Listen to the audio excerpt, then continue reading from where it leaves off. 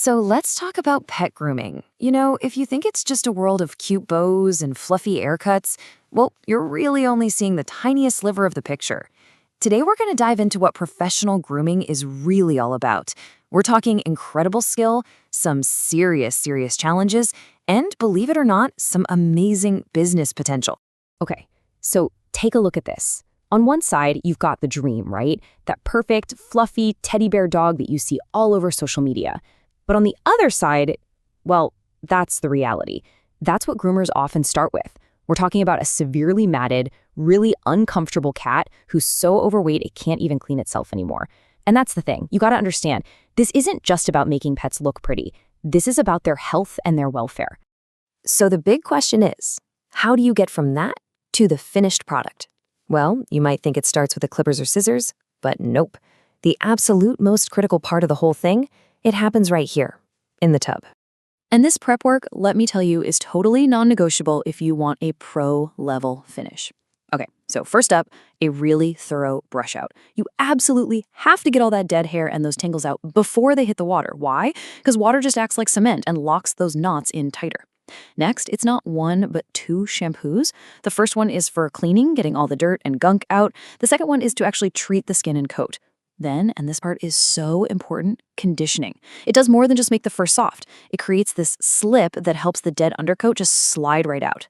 And finally, that pet has to be bone dry. We're talking 100% dry with the hair all straightened out. That's the only way you're going to get a smooth, even cut. And that conditioning step is so important, it deserves its own moment. Just listen to this from groomer Amy Lee. Conditioner is the key to a perfectly prepared dog. Never skip the conditioning step. She actually calls it the magic sauce, and for good reason. Here's something most people don't know. Conditioner is also a degreaser. It helps balance the skin, whether it's too oily or too dry, and it seals up the hair cuticle. That not only protects the hair, but can even help stop those tear stains from forming around the eyes. So the big takeaway here, whatever you do, don't skip the conditioner. Okay, so once that prep work is absolutely perfect, then we can finally move on to the art of the cut itself. This is where we get into the clippers, combs, and scissors. Let's take a look at the tools that make the transformation happen. All right, time for a quick tour of the toolbox. First, you've got your clippers. These are the workhorses, right? They take off all the bulk. And those little plastic things, the guard combs, they just snap right on top to make sure you get a nice, uniform length. But the real art, that comes from the shears, or scissors. You've got different kinds for shaping and detailed work. And then there are thinning shears, the ones with the little teeth. They're for softening up any harsh lines so everything looks natural.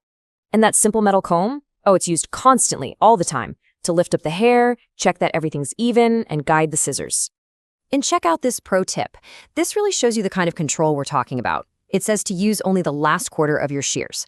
A pro groomer isn't taking these big, clumsy chomps with the scissors. Nope. They're just using the very tips to make these tiny, super controlled little snips. Not only is it way safer for the pet, but it gives them incredible accuracy for that perfect, seamless blend. All right, so you can have all the technical skill in the world, but it doesn't mean a thing if you can't handle your clients. And in the world of grooming, your clients are, unpredictable. This is where being a great artist with scissors meets being a great animal psychologist. Okay, first case study, Abby, the giant.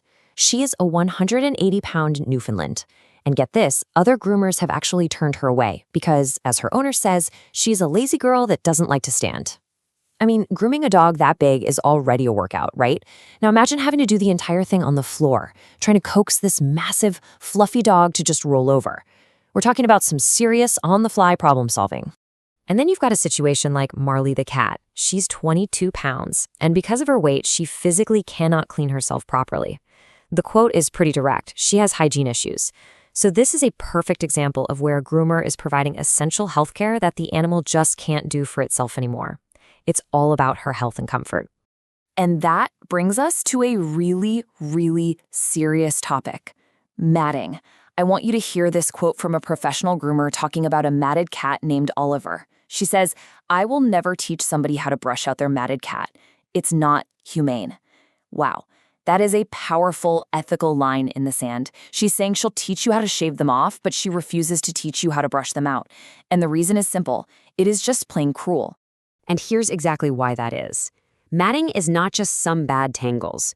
It's when the fur clumps together into a hard, tight pelt. Imagine a helmet of hair that's constantly pulling on the animal's skin. It's incredibly painful. It can restrict their movement, and even worse, it can hide nasty stuff underneath, like fleas, sores, or serious infections. Trying to rip a comb through that would be absolute torture. So shaving it all off is really the only kind, humane thing to do. It gives them a clean slate. So when you stop and think about it, you're combining the technical skill of a stylist, the patience and psychology of an animal trainer, and a real commitment to animal welfare. That adds up to a seriously complex skill set. And anytime you have a skill that's this complex, well, that skill is going to be in demand. Which brings us right to our last section, the business side of all this. Let's break down how you can turn these skills into a mobile business. And yes, we're talking about a 6-figure van. Okay, so first things first, the startup cost. You're looking at an average of about $46,000 to get a mobile grooming van up and running.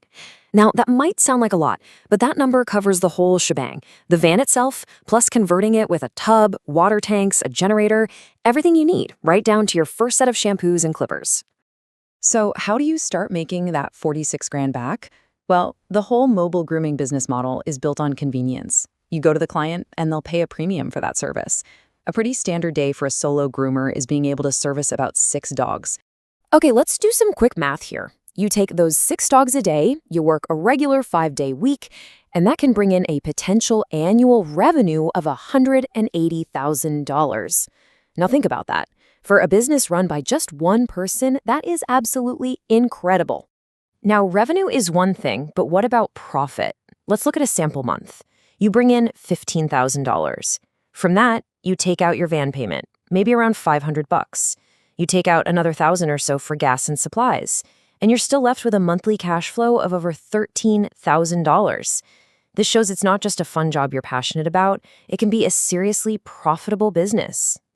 Of course, making it work isn't magic. It really comes down to mastering the business basics. First, marketing. You've got to get your name out there so people can find you. Second, quality. You have to do an amazing job every single time because this entire business is built on repeat customers. Punctuality is huge too. Remember, people are paying extra for you to show up at their door, so you have to be on time.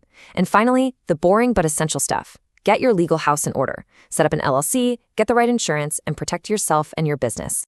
So all of this really leaves us with one final big question to think about. In a world where so many of us are sitting at desks, staring at screens, what is the value of a hands-on skilled trade like this one?